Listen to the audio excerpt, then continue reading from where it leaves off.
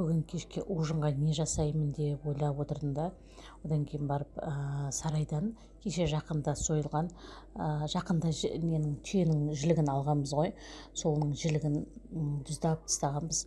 Соның барымда сарайдан барып кілең сорпалыққа осылай сүйекті еттерін және де қабырғаларын алып келдім балаларға бүгін сорпа ішсін деп. Өйткені біздер дейтін жақында тағы да жылқы жілігін сойғанбыз, жылқы малын сойғанбыз. Жабағы дейді ғой, сондай сойғанбыз.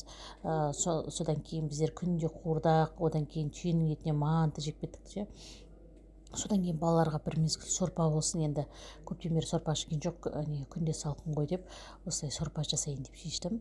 Одан кейін түс қайта сорпа етімді салып тастап, бір ұйықтап тұрсам, етім дейтін былқып пісіп тұр екен, күшті болып, өте дәмді болды. Енді несі дейтін сорпаның дәмі, бетіне шыққан сорпаның майы, еттің сөз жоқ. Жалпы түйенің еті дәмді болады дегенді еститін едім. Жақында біздер түйенің етінен манты жасап жегенбіз. Оның дәмі дейтін енді тіл үйрет, керемет болды. Жалпы қандай малдың да еті майлы болса, семіз болса, не болады ғой, дәмді болады ғой. Бірақ түйенікі сонда ерекше болды. Одан кейін еттерінің бәрін осылай сүйегінен ажыратып, сүйегінен сылып бәрін турап жатырмын.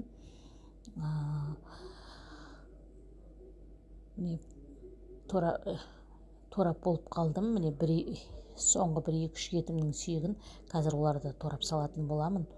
Одан кейін міне картошкасында вермишелінде салғанмын, оның бәрін пісіріп, қазір етті бетіне турап салып жатырмын. Одан кейін міне сорпам пісті. Сорпамның бетін ашып, балаларға құяйын деп, осы тарелкамды қолыма алып, құя бастадым. Сорпаның енді дейтін иісі, дәмі керемет болып тұр. Жалпы мен етті тұзбен, қара бұрышпен және арасына міндетті түрде сарымсақ қосамын. Сонда еттің дәмі керемет болып шығады. Иісі де бәрі бұрқырап тұр. Сап-сары картошкамен осылай домашний сорпа жасадым балаларға. Өте керемет дәмді болып шықты. Сорпасы дейтін майы бетіне шығып, әдемі рең беріп тұр. Біздерге ас болсын. Сіздерге видео ұнаған болса, міндетті түрде лайк басып, маған тіркеліп кетіңіздер. Баршаңызға көп рахмет. Алда да осындай тамақ дайындау барысын түсіретін боламын. Сіздерге көп рахмет. Ужин ішеміз біздер, ас болсын бізге.